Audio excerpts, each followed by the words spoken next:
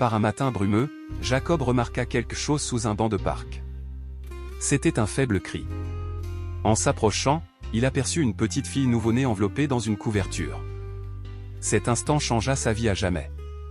Des années plus tard, il a reçu un message inattendu qui a tout bouleversé. Que pensez-vous de ce message? Partagez vos suppositions dans les commentaires. N'oubliez pas de vous abonner à la chaîne et d'activer la cloche de notification pour découvrir la suite. Le parc était inhabituellement calme ce matin-là, enveloppé d'une brume dense qui brouillait les contours des grands chênes et étouffait le bourdonnement lointain de la vie urbaine. Jacob, vêtu d'un sweat à capuche gris et de baskets usées, trottinait sur le chemin de gravier, son souffle formant de doux nuages blancs dans l'air vif de l'automne. C'était son rituel, courir tôt le matin pour se vider l'esprit avant le chaos de la journée. Mais ce matin-là, c'était différent. Quelque chose clochait. Au détour d'un virage près de la mare aux canards, Jacob ralentit le pas. Au début, il crut l'imaginer, un bruit faible, presque imperceptible, perçant le silence. Il marqua une pause, penchant la tête pour écouter. Le voilà à nouveau, un cri faible et aigu. Ce n'était ni le cri d'un oiseau ni celui d'un animal. C'était indéniablement humain. Son cœur s'accéléra. Il scruta les environs, son regard allant des bancs aux buissons, cherchant la source du bruit. Les pleurs redoublèrent à mesure qu'il approchait d'un vieux banc en bois, partiellement dissimulé sous un tas de feuilles dorées. S'agenouillant, il écarta soigneusement les feuilles, le souffle coupé.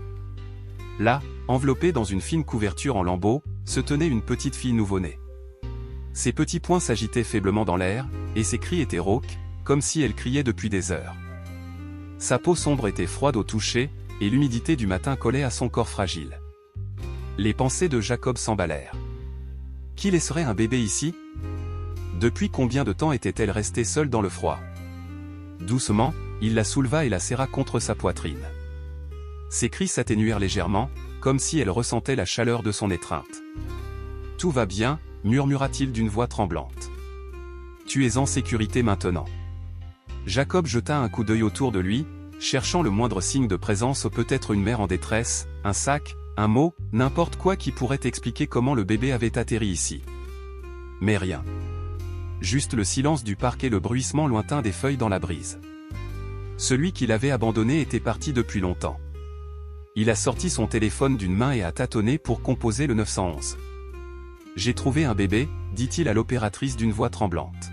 « Dans le parc. »« C'est juste un nouveau-né. » L'opératrice lui demanda de décrire l'emplacement et l'état du bébé, mais les yeux de Jacob restèrent fixés sur le petit visage dans ses bras. Elle paraissait si vulnérable, si innocente. Un sentiment de protection l'envahit.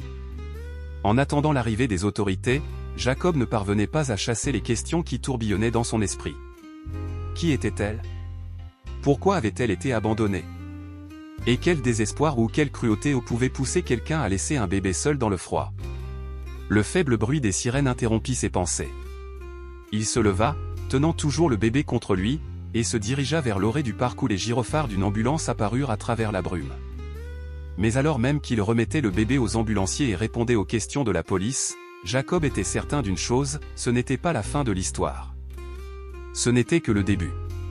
Au fond de lui, il lui disait qu'il ne pourrait pas s'en sortir.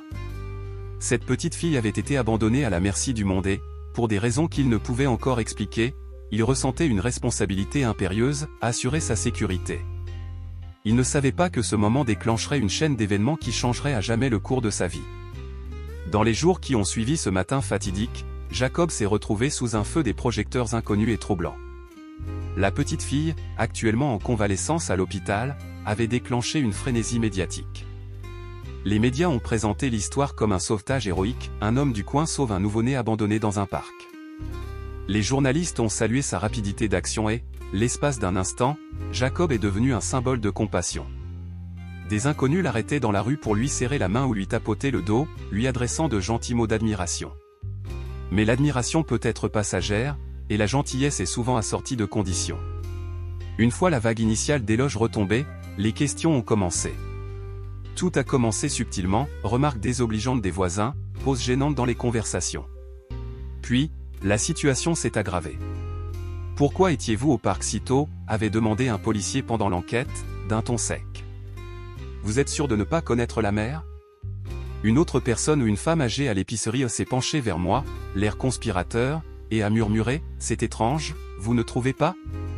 Un homme blanc qui trouve un bébé noir comme ça. Presque trop pratique. » Jacob balaya d'abord ces remarques d'un revers de main, les pensant isolées. Mais les murmures s'intensifièrent. Les gens ont commencé à spéculer sur ses motivations. Certains se demandaient pourquoi il était resté avec le bébé jusqu'à l'arrivée des secours ou une bonne chose à faire, pensait-il, tandis que d'autres semblaient trouver cela suspect. Les murmures se sont transformés en accusations. Il avait volé le bébé. Il avait orchestré toute la scène pour attirer l'attention. Ou, pire encore, il avait quelque chose de sinistre en tête. Puis sont venues les visites des services de protection de l'enfance. Bien que Jacob n'ait pas eu l'intention de prendre la garde du bébé ou du moins pas au début, il a soudainement été traité comme s'il était la cible d'une enquête. Les travailleurs sociaux l'ont interrogé avec insistance. « Où étais-tu ce matin-là? Avez-vous déjà eu des problèmes avec la justice? Pourquoi étais-tu seul ?» Le sous-entendu était clair, il ne lui faisait pas confiance. Pas totalement. Ce ne sont pas seulement les inconnus qui ont semé le doute. Des amis qu'il connaissait depuis des années ont commencé à s'éloigner. Son meilleur ami Marc, qui avait autrefois été une présence constante dans sa vie, semblait mal à l'aise chaque fois que le sujet était abordé. « Écoute, mec, » dit Marc un soir après que Jacob eut raconté la dernière série d'interrogatoires de la police. « Tu rends les choses plus difficiles que nécessaire. Pourquoi n'as-tu pas simplement laissé les autorités s'en occuper? Pourquoi t'en mêles-tu autant ?» Jacob n'avait aucune réponse à cela. Il ignorait pourquoi la vue de ce bébé sans défense l'avait autant touché. Il savait seulement qu'il n'aurait rien pu faire autrement. Le véritable coup dur est venu une semaine plus tard lorsque Jacob a reçu une lettre à sa porte. Il n'était pas signé. Les mots étaient griffonnés d'une écriture irrégulière. Astérisque astérisque, restez sur votre voie. Ce n'est pas votre problème. Vous regretterez de vous être impliqué. Astérisque astérisque. Il fixa le mot, un froid glacial se formant dans son estomac. Qui pouvait envoyer une chose pareille, et pourquoi? À mesure que la semaine avançait, son isolement s'accentuait. Le soutien autrefois chaleureux de sa communauté se refroidissait, remplacé par des regards méfiants et des murmures critiques. Il a entendu un voisin dire, « Il essaie juste de jouer les sauveurs. Il le regrettera quand les choses tourneront mal. » Un autre a ajouté, « Ce bébé n'a rien à faire avec lui. Quelqu'un comme lui ne pourrait pas comprendre. » Pour Jacob, c'était comme si cet acte de bonté l'avait marqué comme un étranger. Le monde semblait révulsé à la vue d'un homme blanc prenant soin d'un enfant noir. Il n'arrivait pas à y croire. Ce qui aurait dû être un moment d'humanité partagée était devenu un champ de bataille de préjugés et de doutes. En privé, Jacob luttait contre ses propres doutes. Avait-il fait ce qu'il fallait? Aurait-il pu simplement s'éloigner et laisser le bébé aux soins de quelqu'un d'autre? Mais chaque fois qu'il fermait les yeux, il voyait son petit visage. Il entendait ses cris désespérés. Astérisque astérisque non astérisque astérisque, pensa-t-il. Il n'aurait pas pu se détourner. La solitude est devenue une constante. Même les nouvelles de l'évolution du bébé qui aurait dû être une source de joie étaient teintées d'un sentiment d'appréhension. Chaque interaction avec les autorités ou le personnel hospitalier comportait cette question tacite. Astérisque astérisque, quelles sont vos intentions? Pourquoi t'en soucies-tu autant, astérisque astérisque? Jacob comprit que le monde ne le punissait pas pour ce qu'il avait fait. Il le punissait pour avoir osé franchir une ligne invisible, pour avoir endossé un rôle que la société ne croyait pas devoir lui être destiné. Et même si cela lui faisait mal, il réalisa aussi autre chose. Astérisque astérisque, il ne pouvait pas s'éloigner. Pas maintenant. Jamais astérisque astérisque. Ce qu'il ne savait pas, c'était à quel point les choses empireraient avant de s'améliorer. Les murmures n'étaient que le début. Bientôt, le poids du jugement menacerait d'écraser tout ce qui lui était cher. Mais Jacob finirait par comprendre que parfois, défendre ce qui est juste signifie être seul. La fille, que Jacob avait prénommée astérisque astérisque Lily astérisque astérisque, grandit avec un sourire capable d'illuminer même les moments les plus sombres de sa vie. Dès son plus jeune âge, elle débordait de curiosité, de rire et d'une étincelle que Jacob chérissait profondément. Pourtant, le monde extérieur à leur petite maison semblait déterminé à atténuer cette lumière. Alors que Lily atteignait l'âge préscolaire, Jacob commença à remarquer les manières subtiles mais indéniables dont les préjugés s'infiltraient dans leur vie. Le premier jour d'école, alors qu'il tenait sa petite main et la conduisait à travers la salle de classe, il sentit les regards. Les parents chuchotaient entre eux, leurs regards passant de la peau foncée de Lily au teint pâle de Jacob. Les murmures sont devenus des mots qui lui sont parvenus par le bouche à oreille. Astérisque astérisque, pourquoi est-elle avec lui? Astérisque astérisque. Astérisque astérisque, ce n'est pas son enfant, n'est-ce pas? Astérisque astérisque. Astérisque astérisque, quel genre de situation est-ce? Astérisque astérisque. Pour Lily, le monde était encore un terrain de jeu, mais les fissures dans cette illusion ont commencé à apparaître très tôt. Un après-midi, elle est rentrée à la maison avec des larmes coulant sur ses joues, son sac à dos pendait mollement de ses épaules. Jacob s'agenouilla pour demander ce qui s'était passé, mais sa réponse le brisa. Astérisque astérisque, ils ont dit que j'étais sale, astérisque astérisque, murmura-t-elle en lui serrant le bras. Astérisque astérisque, ils ont dit que ma peau n'était pas bonne. Astérisque astérisque. Le cœur de Jacob se brisa. Il la serra fort dans ses bras, cherchant les mots justes pour lui expliquer ce qu'il avait lui-même du mal à comprendre. Lily, dit-il doucement, ta peau est magnifique. Ne laisse jamais personne te rabaisser. Tu es parfaite telle que tu es. Mais les mots ne pouvaient la dissimuler. Jacob voyait la cruauté dont Lily était victime grandir d'année en année. À mesure qu'elle grandissait, les insultes devenaient plus directes, plus cruelles. Dans la cour de récréation, les enfants l'insultaient, l'excluaient des jeux et se moquaient d'elle quand les professeurs ne regardaient pas. Un jour, lors d'une sortie scolaire, un garçon de sa classe s'est barbouillé le visage de terre et a ri en disant « Maintenant, fais correspondre ». La réponse de l'enseignante a été pour le moins tiède, balayant l'affaire du revers de la main, la considérant comme « des enfants qui font des enfants ». Jacob était furieux. Il s'est précipité dans le bureau du directeur pour exiger des mesures, mais le ton de celui-ci était dédaigneux. « Monsieur Carter, dit-elle en joignant les mains sur le bureau, je comprends vos inquiétudes, mais les enfants trouvent toujours un sujet de moquerie. On ne peut pas tout contrôler. Ce ne sont pas seulement les enfants qui lui ont fait du mal, les adultes aussi ont contribué à la guerre silencieuse contre l'estime de soi de Lily. Les commerçants la surveillaient de trop près lorsqu'elle entrait dans leur magasin. Les parents lui arrachaient leurs enfants lors des fêtes d'anniversaire. Un jour, lors d'une réunion parents-professeurs, une mère a ouvertement demandé à Jacob « Pourquoi l'as-tu accueilli?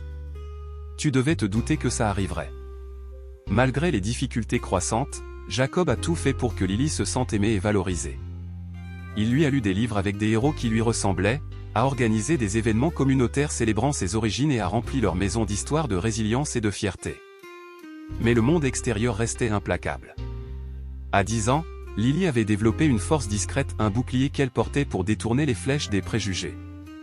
Mais Jacob voyait les failles dans son armure. Son rire, autrefois libre et sans retenue, se fit plus rare. Elle cessa de demander à ses amis de venir. Lorsqu'il l'interrogeait sur l'école, elle haussait souvent les épaules et changeait de sujet. Un soir, il la trouva assise par terre dans sa chambre, serrant contre elle une poupée l'un des rares jouets qu'elle avait conservés de sa jeunesse, un cadeau de sa part. La poupée avait la peau brune et les cheveux bouclés, comme ceux de Lily. Elle leva les yeux vers Jacob, les larmes aux yeux, et demanda « Pourquoi tout le monde me déteste parce que je suis moi-même » Jacob s'agenouilla près d'elle, la voix chargée d'émotion. « Ils ne te détestent pas, Lily. Ils ont peur de ce qu'ils ne comprennent pas. Mais leur peur ne te définit pas. Tu es forte, intelligente et gentille. Et quoi qu'ils disent, tu es aimée. » Lily hocha la tête, mais Jacob voyait le doute persister dans ses yeux. Il savait que peu importe l'amour qu'il lui portait, cela ne suffirait jamais à effacer la douleur infligée par les autres. Tout ce qu'il pouvait faire était de rester à ses côtés, de la protéger du mieux qu'il pouvait et d'espérer qu'un jour le monde la verrait telle qu'elle était vraiment. Mais Jacob ne pouvait pas prévoir à quel point cela deviendrait plus difficile. L'adolescence de Lily allait apporter de nouveaux défis, une haine plus manifeste et une série d'événements qui allaient mettre leur lien à l'épreuve comme jamais auparavant. Pourtant, dans ces moments de silence, tandis qu'il la regardait dormir, il jura de ne jamais laisser le monde éteindre sa lumière. Elle était sa fille. Sa Lily. Et il se battrait pour elle, quel qu'en soit le prix.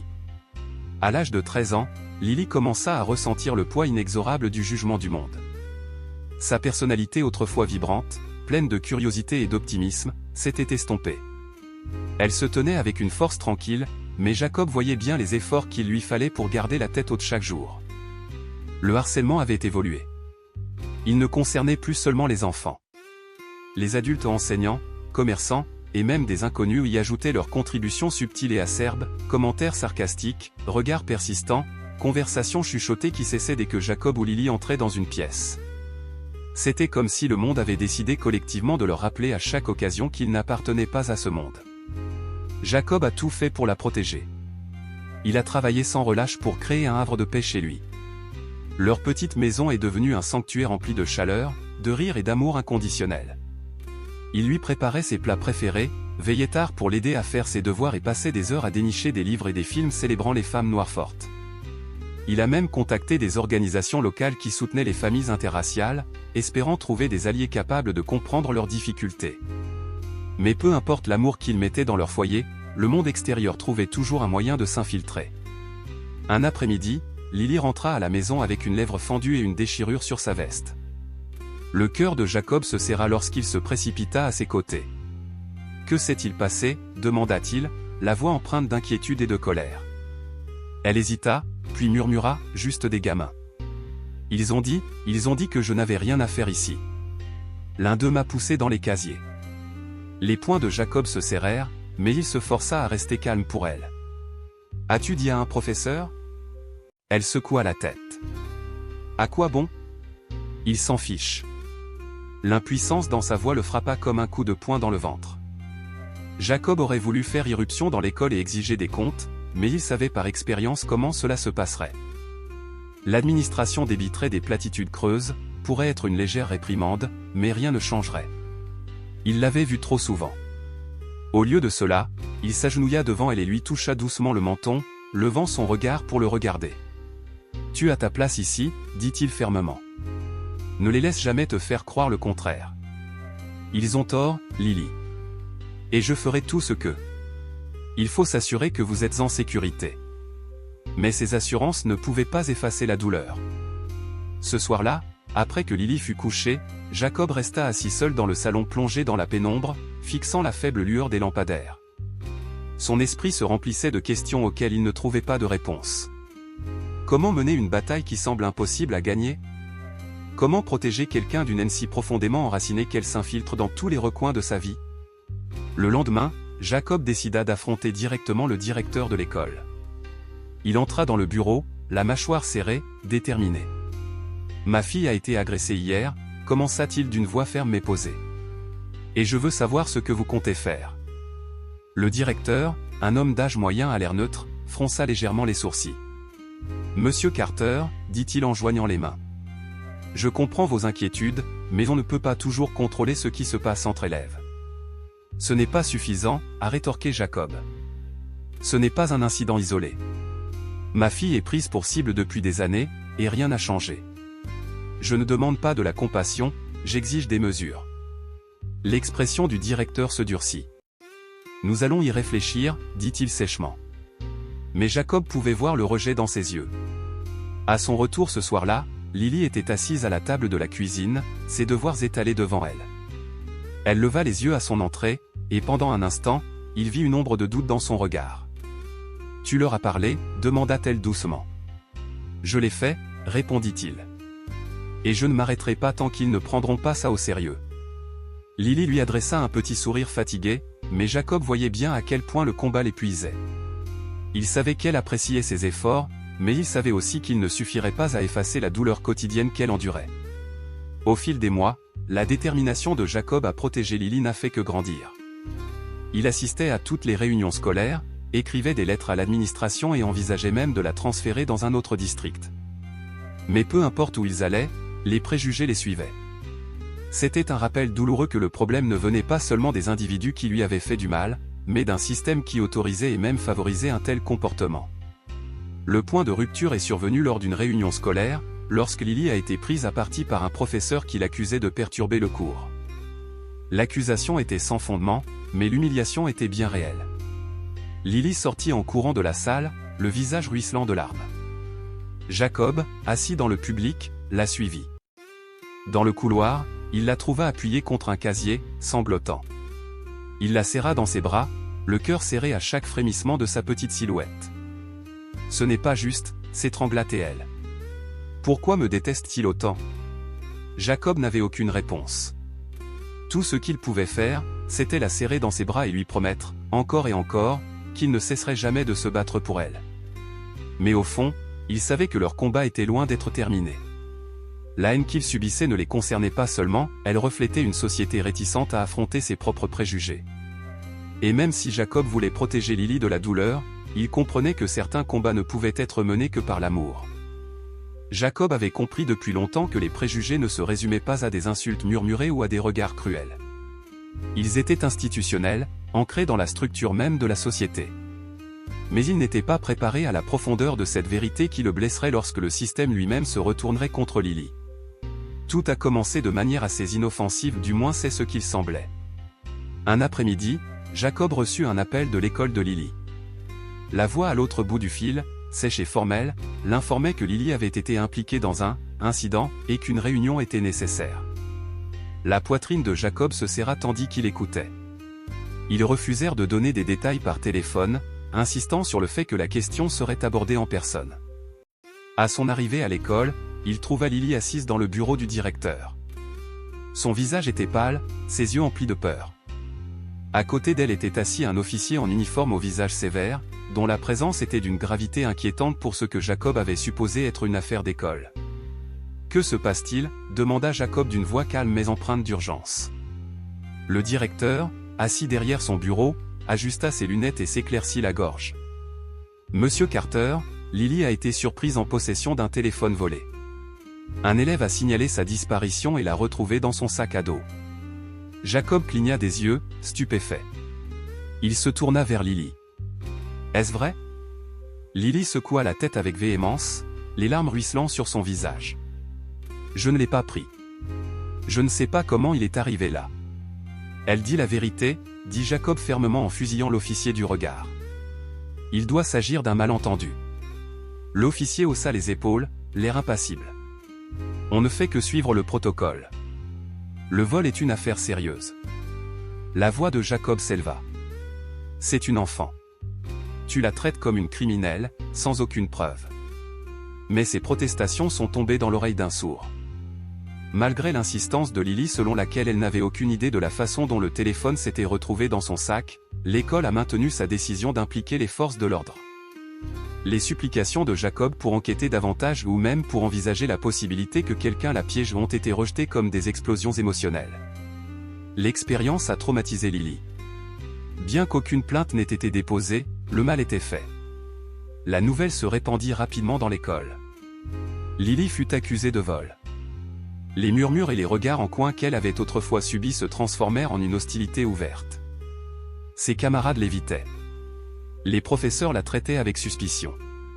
Le manque de soutien de l'administration ne fit qu'accentuer son isolement. La colère de Jacob bouillonnait alors qu'il regardait sa fille se replier davantage sur elle-même.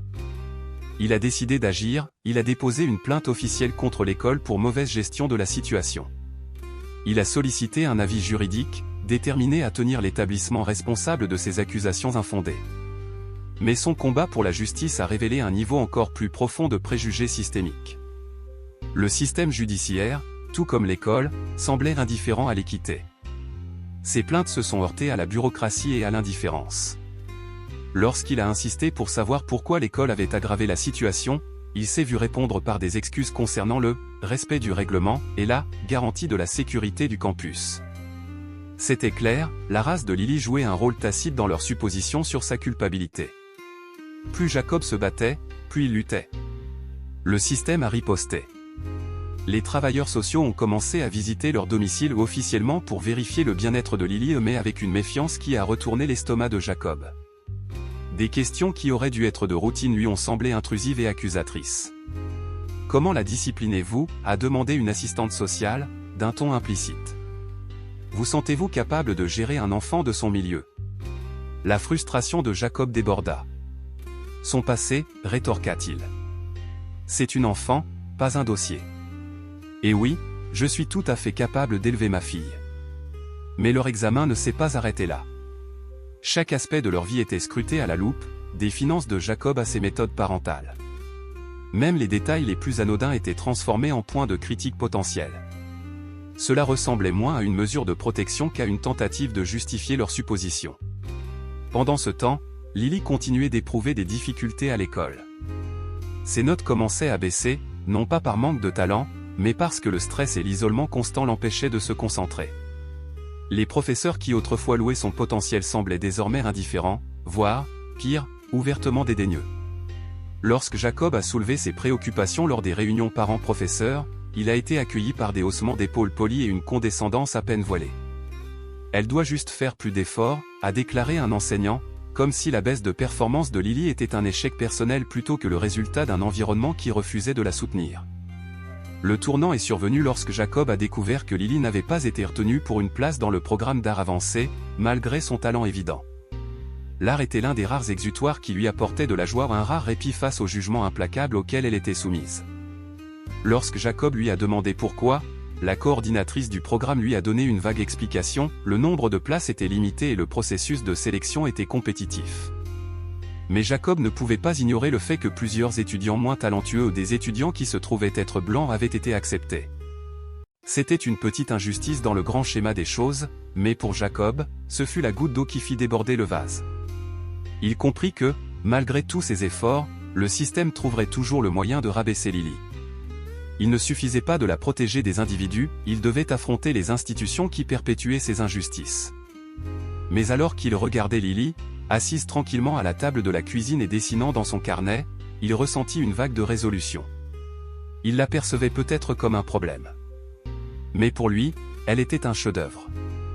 Et il n'allait laisser personne aux voisins, professeurs ou fonctionnaires la convaincre du contraire.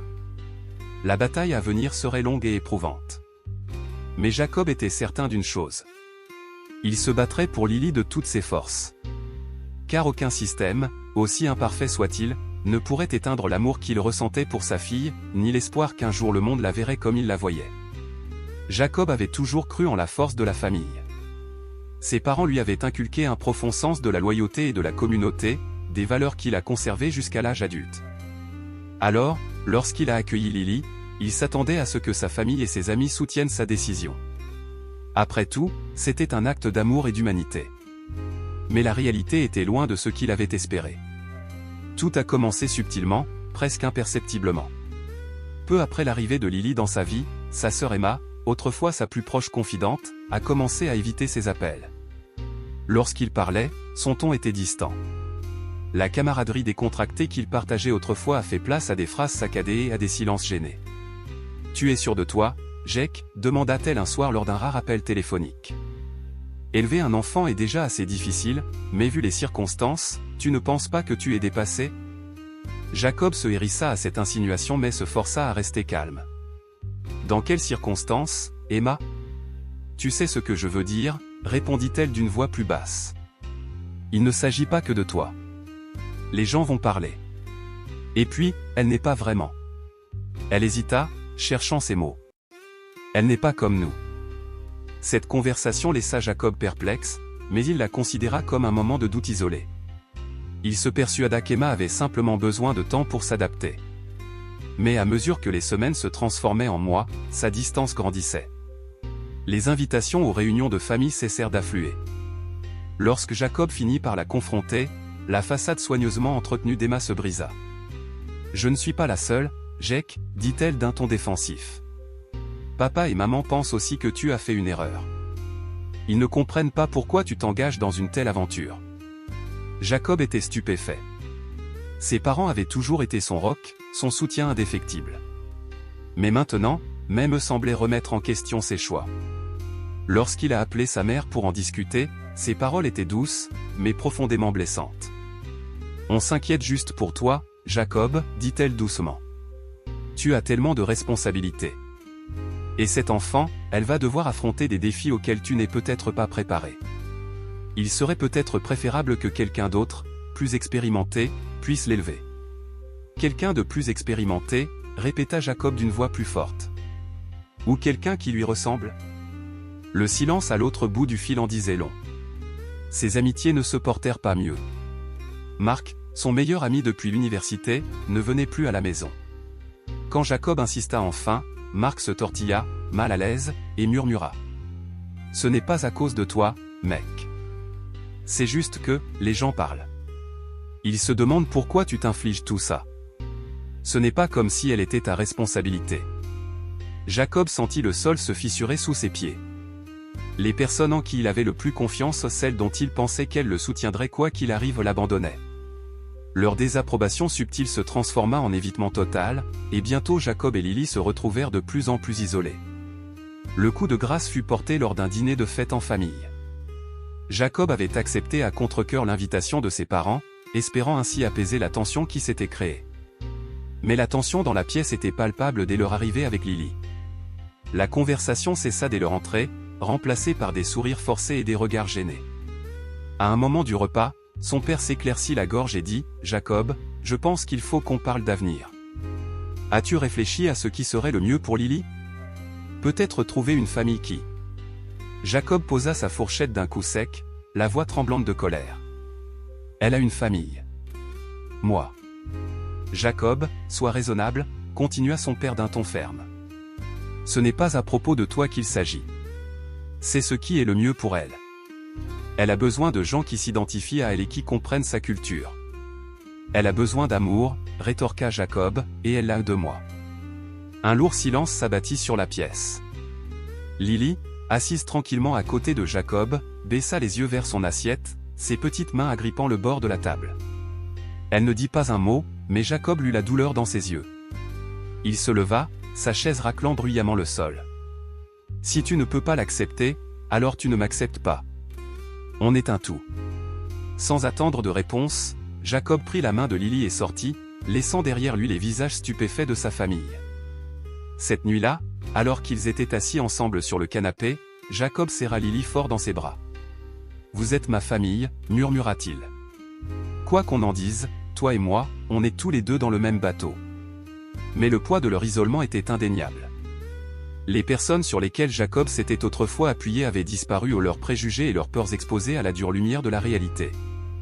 Il était contraint d'affronter une douloureuse vérité, l'amour et l'acceptation n'étaient pas aussi inconditionnels qu'il le croyait.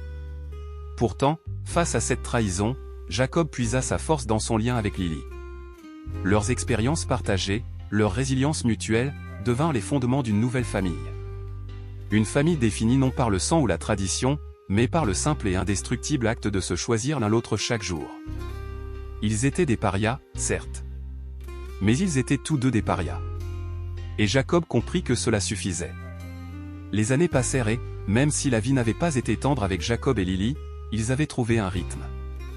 Lily était désormais une jeune femme, sa résilience et sa force transparaissant à travers les cicatrices de son enfance mouvementée. Jacob, bien que lassé par les combats qu'ils avaient menés, était fier de la personne qu'elle était en train de devenir. Mais alors qu'ils commençaient à ressentir un sentiment de stabilité, le passé est venu frapper à leur porte, d'une manière qu'aucun d'eux n'aurait pu imaginer. Tout a commencé avec un SMS. Jacob était dans la cuisine, faisant la vaisselle distraitement, lorsque son téléphone vibra sur le comptoir. Au début, il l'ignora, pensant qu'il s'agissait d'un spam ou d'un rappel du travail. Mais lorsqu'il jeta enfin un coup d'œil à l'écran, son cœur s'arrêta. Le message était bref mais troublant. « Je sais pour la fille que tu as trouvée. Retrouve-moi si tu veux la vérité. » Il y avait un lieu, un restaurant délabré à la périphérie de la ville et une heure. Jacob fixait l'écran, l'esprit bourdonnant. Qui était cette personne? Et que voulait-il dire par « la vérité » ? Pendant des années, le mystère de l'abandon de Lily était resté dans son esprit une question sans réponse avec laquelle il avait appris à vivre. Mais maintenant, quelqu'un lui offrait des réponses. Et il n'était pas sûr d'être prêt à les entendre. Quand il a montré le message à Lily, sa réaction a été immédiate. « Tu n'y vas pas » dit-elle fermement. « Et si c'était un piège ?»« C'est possible » admit Jacob. « Et si ce n'était pas le cas ? Et si c'était notre seule chance de comprendre pourquoi tout cela est arrivé ?» Lily hésita, son instinct protecteur luttant contre sa curiosité. Finalement, elle soupira. « D'accord. Mais je viens avec toi. » Le lendemain soir, ils arrivèrent au restaurant. C'était exactement comme Jacob l'avait imaginé, un éclairage tamisé, des banquettes en vinyle craquelé et une légère odeur de café rassis. Une silhouette solitaire était assise dans un coin, le visage partiellement caché par l'ombre d'une lampe basse. Alors que Jacob et Lily approchaient, La silhouette leva les yeux, une femme au regard las et à l'expression réservée. « Jacob Carter » demanda-t-elle d'une voix rauque. « Oui », répondit-il prudemment. « Et voici ma fille, Lily. » Le regard de la femme se posa sur Lily, s'attardant un instant avant de leur faire signe de s'asseoir. « Je m'appelle Ruth », commença-t-elle, « et je pense qu'il est temps que tu saches la vérité. » Ce qui a suivi était une histoire qui a dévoilé tout ce que Jacob pensait savoir sur les débuts de Lily. Ruth expliqua qu'elle avait autrefois travaillé comme femme de ménage à domicile pour une famille aisée de la ville, une famille dont Jacob reconnut immédiatement le nom. C'étaient des personnalités importantes, connues pour leur philanthropie et leur influence. Mais derrière les portes closes, leur réputation n'était qu'une façade. « Ils ont eu un fils », dit Ruth d'une voix légèrement tremblante. « Un garçon en or. » Mais il n'était pas celui qu'il voulait montrer au monde. Il avait tendance à s'attirer des ennuis. La mère de Lily était l'un de ses problèmes. L'estomac de Jacob se retourna. « Tu dis ?» C'était une jeune femme, tout juste sortie du lycée, poursuit Ruth, qui travaillait comme nounou. Il a abusé d'elle. Lorsqu'elle a découvert qu'elle était enceinte, elle est allée voir sa famille, espérant obtenir de l'aide. Au lieu de cela, ils l'ont menacée, raconte Ruth. Ils ont dit que si elle ne disparaissait pas, ils la ruineraient, elle et sa famille. Lily resta figée, l'air indéchiffrable. Jacob lui prit la main, mais elle ne bougea pas. Ruth a continué, au début, elle a refusé de partir. Elle voulait garder le bébé. Mais à l'approche de la date prévue de l'accouchement, ils ont trouvé un moyen de la forcer à partir. J'ai essayé de l'aider, j'ai vraiment essayé, mais ils étaient trop puissants. Je ne sais pas ce qui lui est arrivé après ça. Mais je sais qu'elle a accouché seule. Et je sais que ce sont eux qui ont laissé Lily dans ce parc. Les poings de Jacob se serrèrent. Ils l'ont abandonnée comme si elle n'était rien. Oui, dit Ruth doucement. Pour protéger leur image. Ils ne pouvaient pas avoir de scandale lié à leur nom. Mais je ne pouvais plus vivre avec la culpabilité. Il fallait que je te le dise. Le silence qui suivit fut pesant, chargé du poids de la confession de Ruth. Lily parla enfin, d'une voix douce mais assurée. Sais-tu où est ma mère maintenant ? Ruth secoua la tête. J'ai essayé de la retrouver au fil des ans, mais elle a disparu. Peut-être pensait-elle que c'était le seul moyen de se protéger.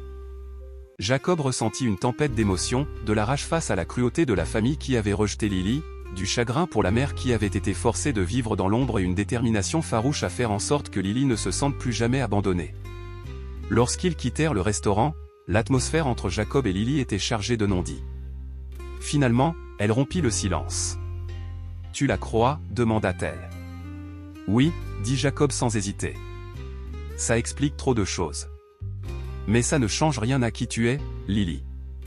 Tu n'es ni leur secret ni leur honte. Tu es ma fille et tu es tout ce qu'ils ne seront jamais, forte, gentille et courageuse. » Pour la première fois depuis qu'ils étaient entrés dans le restaurant, Lily sourit, même si ce fut faiblement. « Je veux la retrouver » dit-elle simplement. Et Jacob, ressentant la même résolution, acquiesça. « Alors, nous le ferons. » Le mystère du passé de Lily n'était plus qu'une ombre. Ils avaient un nom, une direction et un but. Mais Jacob savait que le chemin à venir serait semé d'embûches, et probablement de souffrances. Pourtant, pour Lily, il était prêt à l'affronter. Car elle méritait la vérité, aussi difficile soit-elle à découvrir. La révélation de Ruth persistait dans l'esprit de Jacob comme une écharpe qu'il ne parvenait pas à déloger. Lily, elle aussi, était agitée, ses pensées étant consumées par les fragments d'une histoire qui lui semblait encore incomplète. Ils avaient un nom et un fil conducteur à suivre, mais plus ils creusaient, plus le fil de la vérité devenait complexe. Ce qui avait commencé comme une recherche de la mère biologique de Lily les a rapidement conduits à découvrir une histoire imprégnée de trahison, de pouvoir et d'un sombre courant de haine raciale. Jacob a commencé son enquête auprès de la famille que Ruth avait nommée. Les Harrison étaient aussi influents qu'intouchables. Publiquement, ils étaient des piliers de la communauté, connus pour leurs dons caritatifs et leurs initiatives sociales. Mais sous ce vernis poli se cachait un héritage de contrôle et de coercition. Au cours d'heures de recherche minutieuses, Jacob a découvert des rumeurs de scandales que les Harrison avaient enterrés au fil des ans, du personnel licencié dans des circonstances mystérieuses, des paiements pour faire taire les accusateurs et même des liens avec des responsables locaux qui avaient commodément fermé les yeux sur des transactions douteuses. Plus il creusait, plus il devenait clair, les Harrison étaient experts dans l'art d'effacer les vérités dérangeantes. Pendant ce temps, Lily, déterminée à retrouver sa mère, s'est rendue sur les réseaux sociaux. Elle a publié un message touchant, racontant son histoire et demandant des informations sur une jeune femme qui aurait pu travailler pour les Harrison il y a près de 20 ans. La réponse a été impressionnante. Les messages ont afflué, certains offrant leur soutien, d'autres partageant des histoires similaires de maltraitance par des familles puissantes. Et puis, un jour, un email anonyme est arrivé. L'email était bref mais surprenant. Ta mère s'appelle Angela Thomas. Elle ne t'a pas abandonné. Elle a été forcée de partir. Si tu veux des réponses, tu dois enquêter sur ce qui s'est passé à l'hôpital Saint-Marie. Ce nom fit froid dans le dos à Jacob. Il chercha rapidement des informations sur Saint-Maries et découvrit qu'il s'agissait d'un petit hôpital privé aujourd'hui fermé situé dans une ville voisine. Il avait fermé brutalement des années auparavant, dans un climat de controverse, avec des rumeurs de malversation et de pratiques contraires à l'éthique. Déterminés à suivre l'exemple, Jacob et Lily se dirigèrent vers les ruines de l'hôpital. Le bâtiment était condamné, ses fenêtres brisées. Mais les réponses qu'ils cherchaient ne se trouvaient pas à l'intérieur. Au lieu de cela, ils les ont trouvées dans les archives d'une archive locale, où Jacob a découvert un document surprenant, un certificat de décès d'Angela Thomas, daté de quelques jours seulement après la naissance de Lily. Lily fixait le papier, les mains tremblantes. « Elle est partie », murmura-t-elle d'une voix brisée. Jacob posa une main sur son épaule, son cœur se brisant pour elle. « On va comprendre ce qui s'est passé », a-t-il promis. On ne s'arrête pas là. À travers une combinaison de vieux articles de journaux, de dossiers judiciaires et d'entretiens avec d'anciens membres du personnel hospitalier, une image horrible a commencé à émerger. Angela Thomas avait été admise à Saint-Maries dans des circonstances suspectes. D'après les dossiers, elle était en travail à son arrivée. Mais quelque chose de terrible s'est produit. La cause officielle du décès était des complications lors de l'accouchement, mais les détails étaient vagues et incohérents. Une ancienne infirmière, que Jacob a retrouvée grâce à sa persévérance, a comblé les lacunes. Angela était jeune et effrayée, se souvient l'infirmière, la voix teintée de regret. Elle est arrivée seule. Mais je me souviens qu'elle disait qu'elle ne faisait pas confiance aux gens qui l'avaient amenée là. Ils étaient issus d'une famille aisée des Harrison, je crois. Je ne m'en suis pas demandé à l'époque. Mais maintenant, je regrette de ne pas l'avoir fait. Jacob insista pour en savoir plus. Tu crois qu'ils ont quelque chose à voir avec sa mort ? L'infirmière hésita. Je ne peux pas l'affirmer avec certitude, dit-elle. Mais je sais une chose, elle n'est pas morte naturellement. Elle allait bien un instant, et l'instant d'après, tout a dérapé. C'était la panique, les gens criaient, et puis, c'était fini. Ils ont emporté son corps si vite. Je ne me sentais pas bien. Et puis l'hôpital a fermé peu de temps après. Les implications étaient effrayantes. Il semblait que la mort d'Angela n'était pas seulement une tragédie, mais une tentative de dissimulation. Jacob ne parvenait pas à s'empêcher de penser que les Harrison, soucieux de protéger leur réputation, avaient joué un rôle dans sa disparition. Que ce soit par négligence ou par quelque chose de plus sinistre, ils avaient fait en sorte que l'histoire d'Angela prenne fin avant qu'elle ne les menace. Mais la découverte la plus bouleversante survint lorsque Jacob découvrit le journal d'Angela, caché parmi les affaires d'un parent éloigné qui avait conservé ses affaires après sa mort. Les pages étaient remplies de ses espoirs et de ses craintes, de son amour pour l'enfant à naître qu'elle appelait « ma petite lumière », et de sa peur grandissante des Harrison.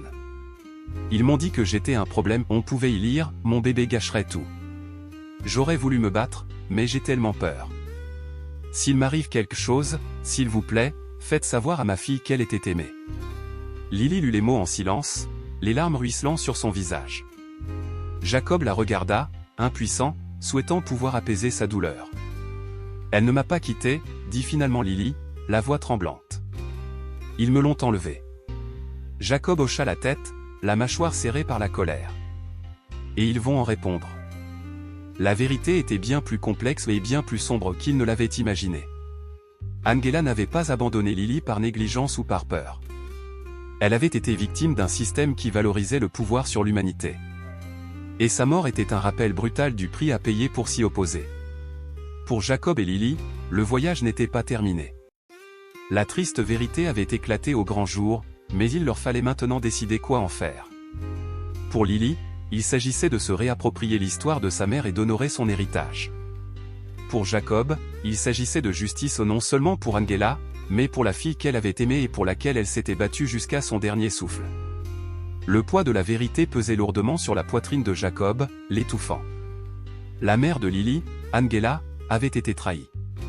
Et Lily, pendant toutes ces années, avait subi non seulement la cruauté de l'abandon, mais aussi le silence d'un système qui refusait de voir son humanité. Plus Jacob en apprenait sur les Harrison, plus cela devenait exaspérant. Ces gens avaient bâti leur vie sur le mensonge et la manipulation, détruisant quiconque menaçait leur image immaculée. Mais Jacob avait atteint son point de rupture. Il n'allait plus rester les bras croisés. Il était temps d'affronter le système qui avait laissé la douleur de Lily s'envenimer si longtemps. Leur combat s'était intensifié pendant des années, mais il avait désormais atteint un point de non-retour. La révélation qu'Angela avait été réduite au silence par les Harrison et que leur influence avait imprégné tous les aspects des systèmes médicaux et judiciaires a réveillé une flamme chez Jacob. Le combat n'était plus la souffrance personnelle d'un père cherchant à protéger sa fille. Il s'agissait de dénoncer les institutions mêmes qui avaient permis que cette injustice perdure sans contrôle. Lily aussi avait changé. La vérité sur la mort de sa mère l'avait profondément blessée, mais elle l'avait aussi encouragée. Elle n'était plus la jeune fille effrayée et incertaine qui avait enduré des années de cruauté en silence. Celle qui avait autrefois hésité à parler avait maintenant trouvé sa voix. Et elle n'allait plus laisser personne la réduire au silence. « Il faut qu'ils paient pour ce qu'ils ont fait à maman », dit Lily d'un ton sec et inflexible. « À nous deux. » Jacob hocha la tête, sentant le feu de ses paroles embraser sa propre détermination. Il avait passé tant d'années à essayer de la protéger du monde, mais il comprenait maintenant qu'il était temps de demander des comptes au monde pour ce qu'il lui avait fait. Ensemble, ils abattraient les murs du silence et de la corruption qui avaient protégé les Harrison et le système qui les soutenait. La première étape a été de devenir publique. Jacob et Lily ont contacté une journaliste qui avait couvert l'histoire de l'hôpital Saint-Marie il y a des années, une femme nommée Sarah Morris, l'une des rares à avoir osé poser des questions difficiles sur la fermeture soudaine de l'hôpital et les rumeurs de fautes professionnelles. Sarah, d'abord sceptique, a vite compris la profondeur de leur histoire. Touchée par leur courage, elle a commencé l'enquête sérieusement. L'affaire Jacob et Lily a dépassé le cadre des préjudices corporels. Elle a donné lieu à une révélation systémique. Le reportage de Sarah a révélé de multiples cas de négligence institutionnelle liés aux Harrison, documents judiciaires scellés, pots de vin pour dissimuler des fautes professionnelles et les moyens secrets dont ils avaient fait preuve pour influencer le récit de la mort d'Angela. Plus ils en découvraient, plus il devenait clair, les Harrison avaient utilisé leur pouvoir pour manipuler non seulement l'hôpital, mais aussi le système judiciaire lui-même qui était censé protéger les gens comme Angela. Jacob savait qu'ils allaient devoir affronter une bataille difficile. Les Harrison avaient de l'argent, du pouvoir et un réseau d'alliés influents. Mais ce qui leur manquait, c'était la vérité. Et maintenant, Jacob et Lily étaient armés de la vérité et du refus du silence. La tempête médiatique fut immédiate. À mesure que les articles de Sarah gagnaient en popularité, le tollé public fut assourdissant. Ceux qui avaient fermé les yeux sur le pouvoir des Harrison pendant des années comprirent soudain l'horrible vérité. Les Harrison, toujours si habiles à maîtriser leur image, se sont retrouvés sous une lumière crue et impitoyable. La communauté qu'ils avaient si soigneusement façonnée a commencé à se fracturer lorsque leurs secrets ont été révélés au grand jour. Bien que lent à réagir, le système judiciaire ne pouvait ignorer la pression croissante de l'opinion publique. Le cas de Jacob et Lily était désormais une cause publique, un combat pour la justice qui allait au-delà de leur perte personnelle. Des avocats spécialisés dans les droits civiques et les affaires de décès injustifiés commencèrent à s'intéresser à eux, proposant leur soutien au démantèlement de l'empire d'influence de la famille Harrison. L'empire d'influence de la famille Harrison s'effondrait, mais le combat n'était pas sans coup. Tandis que Jacob et Lily avançaient, la résistance s'intensifiait. Les Harrison, cherchant désespérément à conserver leur emprise sur le pouvoir, commencèrent à user de leur influence pour les discréditer. Des campagnes de diffamation furent lancées. Leur vie privée fut passée au crible et leurs moindres faits et gestes analysés. Le nom de Lily fut traîné dans la boue et des rumeurs sur sa véritable identité commencèrent à faire surface. Il y eut des menaces, d'abord subtiles, puis plus explicites. Jacob reçut des messages anonymes l'avertissant d'arrêter, de laisser les choses tranquilles avant que la situation n'empire. Pourtant, ni Jacob ni Lily ne bronchèrent. Ils avaient déjà enduré le pire que le monde pouvait leur infliger. Maintenant, avec la vérité comme arme, ils n'avaient plus rien à craindre. L'affrontement final eut lieu lorsque les Harrison tentèrent d'étouffer l'affaire grâce à une équipe juridique de haut niveau et à une série de négociations en coulisses. Ils offrirent à Jacob et Lily un accord à l'amiable, une somme d'argent qui leur assurerait une sécurité financière à vivre en échange de leur silence. C'était une tentative d'acheter leur paix, de continuer la mascarade qui les avait protégés pendant des décennies. Mais Jacob n'hésita pas. Il déclina l'offre sans hésiter. « Nous ne sommes pas là pour l'argent, » a-t-il dit, la voix ferme sous le poids de tout ce qu'ils avaient enduré. « Nous sommes là pour la justice. » Et donc, ils sont allés au tribunal. La bataille au tribunal fut brutale. Les avocats harcelèrent Jacob et Lily de questions, tentant de les démoraliser et de les présenter comme des opportunistes en quête de vengeance. L'équipe des Harrison tenta de discréditer chaque preuve, attaquant leur crédibilité à chaque instant. Mais malgré le harcèlement, malgré l'intimidation, Jacob et Lily ont tenu bon. La vérité, crue et sans faille, était leur bouclier. L'affaire ne s'est pas soldée par un revers décisif. Mais après des mois de batailles juridiques, de protestations publiques et de pressions incessantes, les Harrison ont été contraints de conclure un accord. Leur fortune et leur influence ne pouvaient plus les protéger de la vérité. En fin de compte, ils ont été tenus responsables, non seulement de la mort d'Angela, mais aussi de toute une vie de cruauté, de mensonges et de trahison. Lorsque la nouvelle éclata, Jacob et Lily se tenaient ensemble, unis par la victoire. Ce n'était pas le triomphe dont ils avaient rêvé, mais c'était la justice pour Angela, pour Lily, pour tous ceux qui avaient été réduits au silence par un système conçu pour protéger les puissants. Alors qu'il s'éloignait du palais de justice, Jacob se tourna vers Lily, un sourire fier brisant l'épuisement sur son visage. « Nous l'avons fait, » dit-il doucement. Lily leva les yeux vers lui et hocha la tête. « C'est vrai. » Et pour la première fois depuis longtemps, Jacob croyait que le combat qu'ils avaient mené contre le système, contre la cruauté du monde et contre les ténèbres de leur passé avait valu chaque pas. La salle d'audience était silencieuse tandis que le juge lisait le verdict final, le poids de la décision résonnant dans chaque mot. Jacob serrait fermement la main de Lily, leurs doigts entrelacés dans une étreinte qui exprimait une lutte commune et une détermination inébranlable. Quand les mots sont enfin tombés quand les Harrison ont été tenus responsables de leurs actes, on a eu l'impression que le monde entier avait basculé. Justice avait été rendue. La vérité avait triomphé. Mais cette victoire allait au-delà du simple résultat juridique. Il s'agissait de reconquérir leur vie, leur histoire et leur dignité. Alors qu'ils sortaient du palais de justice, accueillis par une vague de partisans, de journalistes et d'appareils photo, Jacob et Lily ont ressenti quelque chose qu'ils n'avaient pas ressenti depuis longtemps, l'espoir. Les jours qui suivirent furent un tourbillon. Leur histoire devint un cri de ralliement pour ceux qui avaient subi des injustices similaires. Les messages affluèrent du monde entier, lettres de soutien, témoignages d'autres personnes ayant lutté contre des systèmes qui leur étaient défavorables, et gratitude sincère pour leur courage. Jacob et Lily étaient devenus des symboles de résilience et du pouvoir de l'amour pour surmonter la haine. Mais pour eux, le véritable triomphe résidait dans les moments de calme. C'était dans la façon dont Lily souriait à nouveau, non pas le sourire prudent de quelqu'un qui se protège, mais le sourire radieux d'une jeune femme qui avait retrouvé son identité. C'était dans la façon dont Jacob se sentait plus léger, comme si des années de lutte l'avaient enfin soulagé. Ensemble, ils ont recommencé à rêver non pas de survie, mais d'un avenir plein de possibilités. Lily a décidé de se lancer dans le travail social, inspirée par ceux qui l'avaient soutenue et déterminée à aider les autres à surmonter les difficultés qu'elle avait rencontrées. « Je veux être la personne dont j'avais besoin quand j'étais plus jeune », dit-elle à Jacob un soir alors qu'ils étaient assis sur le porche, regardant le coucher du soleil. Ces paroles le remplirent de fierté. Jacob, quant à lui, s'est consacré à la défense des droits. Il est intervenu dans des écoles, des centres communautaires et des conférences, partageant son histoire pour sensibiliser le public à l'impact durable des préjugés et à l'importance de lutter contre l'injustice. Sa voix, autrefois calme et hésitante, était devenue forte et assurée, nourrie par les leçons apprises ensemble avec Lily. Leur parcours n'a pas été sans cicatrices. Les années de douleur et d'épreuve avaient laissé des traces qui ne s'effaceraient jamais complètement. Mais ces cicatrices sont devenues partie intégrante de leur histoire, témoignage de leur force et rappel de ce qu'ils avaient surmonté. Au fil du temps, leur histoire a été relatée dans des livres et des documentaires, devenant un symbole d'espoir pour d'autres. On a commencé à les considérer non seulement comme des survivants, mais comme des guerriers ou des individus qui avaient affronté le pire de l'humanité et en étaient sortis plus forts.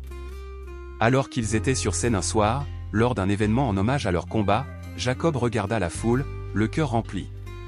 Il se tourna vers Lily, qui se tenait à ses côtés, la tête haute. « Nous avons traversé tant d'épreuves, dit-il d'une voix assurée. Mais malgré tout, ce qui nous a permis de tenir le coup, c'est l'amour l'un pour l'autre, l'amour de la vérité et l'amour d'un monde que nous croyions meilleur.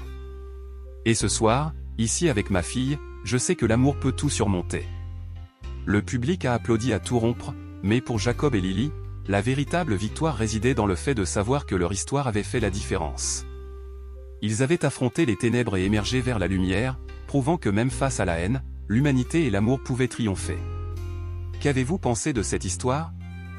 Qu'auriez-vous fait à la place de Jacob ou de Lily? Partagez vos réflexions dans les commentaires, j'adorerais les entendre. Et si cette histoire vous a inspiré, n'oubliez pas de vous abonner à la chaîne et d'activer la cloche de notification pour ne pas manquer d'autres histoires puissantes comme celle-ci. Merci de faire partie de ce voyage.